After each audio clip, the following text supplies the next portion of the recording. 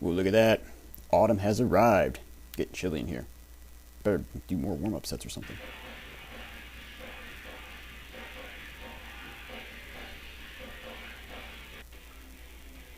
Take note. You need to do your warm-up sets in style. What's up, everybody? This is the third week of the RPT schedule that I'm running. This is the week of threes on the main set. And I'd have to say, it was a very good week all around. Made all the main sets with the single back offset numbers that I had scheduled.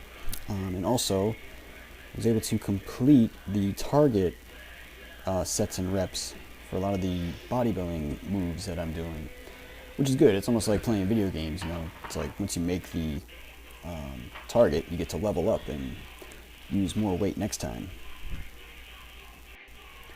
So as far as body weight is concerned, I actually weighed in the whole week within a 1 pound range, like every day, you know, which was pretty rare for me. Normally it's like all over the place, at least when I'm dieting anyway. Average calories for the week were 3,060 for each day. That was the average, you know, wasn't exactly that every day. And as I mentioned last week, since I was down a touch, I suspected that may have had something to do with my failure to reach some of the goals on the bodybuilding movements that were subsequently achieved this week. So going to keep eating. I'm going to hold calories where they are for the moment, because I'm actually up a solid 10 pounds from where I was at the lowest over the dieting summer. So I'm going to hold here because I want to make sure that the weight that's being added is being added somewhat slowly. The initial 10-pound burst, you know, that came on in only like 3 weeks or so, I attribute most of that to water and glycogen refilling of the muscles and stuff like that, because even though I'm supposed to keep my shirt on during a bulk, I've had it off a couple times and was like, yeah, it doesn't look like a ton of fat gain. Also, as you can see, I'm wearing my belt, and I still fit into the same belt notch as I have been over the summer. So once that starts to change, then I know I'm getting fat. So speaking of stuff I mentioned in the last video, and the reason I decided to name this video Karma, because if you watch that last one, I started talking about adding calories into my drinks and buying the super sweet iced tea powder that I enjoyed immensely growing up. And I mentioned how that had diabetes written all over it. But wouldn't you know it, I get my yearly blood work back, and it shows a number that suggests pre-diabetes.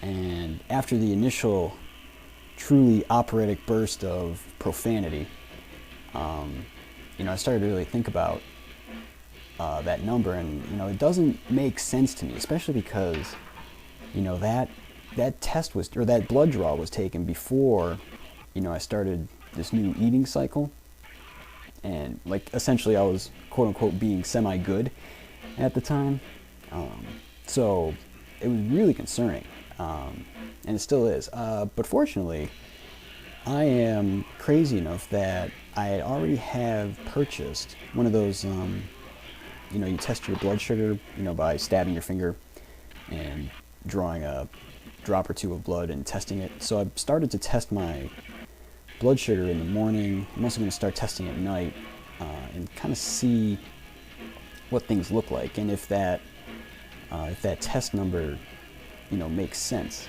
because frankly it doesn't. And you know, on the one hand, diabetes is something that I'm fairly deathly afraid of. For those of you who know me and my old man, yeah, you know why. So, like I said, I've already started testing. I'm going to get some more data, so I'm going to try to make some kind of conclusion. Because it was only one of the tests that came back that looked bad. It's the one that's known as hemoglobin A1C. and that's the one that supposedly checks your average blood sugar over the past 3 months or so. But the other one, which is just my, what was my fasting glucose at the time of the test, that was perfectly normal. That was like 80, which is perfect. So that kind of doesn't jive. So like I said, I call it karma because karma's a bee, as everybody knows. You say something in jest like, oh man, I'm going to be drinking diabetes, and then, wait a minute, I already have diabetes, or a test number shows that. So that's the story on that. So as you see in this week's video, I get to level up on Tuesdays, benches, and inclines. I don't think I've shown it yet because, for one, I hadn't figured out how to speed up the camera, for the rest periods like I've been doing lately. And also I hadn't leveled up in a while, but I also do inclines during Saturday's workout, which is actually the first workout you see in these videos. So as you can tell, I'm really focusing a lot of my work on my chest with that double body weight bench goal in mind. So that's what I've been working the hardest on. My focus is, upper body days always follow a rest day, unlike the last training cycle where they would sometimes immediately follow a lower body day, which, really could be taxing because, you're drained from those.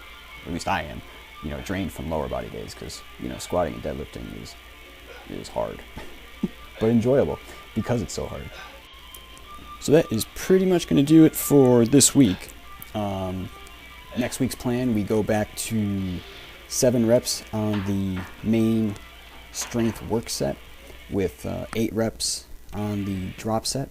And what we're going to do is just look at the weights that were hit on the previous week of 7s, which was 3 weeks ago, and we're going to shoot for 10-pound increments on the lower body moves and 5-pound increment on the bench, and actually going to try to just do 2.5-pound increment on the overhead press because it seems like I'm pretty much near my max on the overhead press, so I'm just trying to micro increase it on the way up.